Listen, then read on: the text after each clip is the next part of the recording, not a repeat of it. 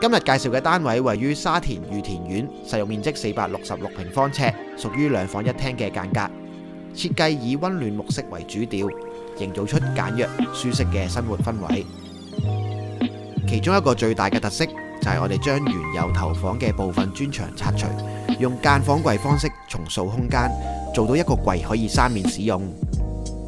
面向梳化嘅方向可以擺放裝飾品同埋日常小物。向住走廊嘅方向就設有一張伸縮嘅餐台，而櫃嘅另一邊就係頭房嘅儲物空間，慳位又實用。主人房方面，床尾衣櫃嘅底部預留空位擺放行李箱，衣櫃都設有玻璃層架同埋展示嘅台面，擺香薰手袋都得，整齊又有風格。玄關位置用咗裝飾門框做分隔，鞋櫃分上下櫃設置收納空間。中空背板利用灰鏡拉闊空間感。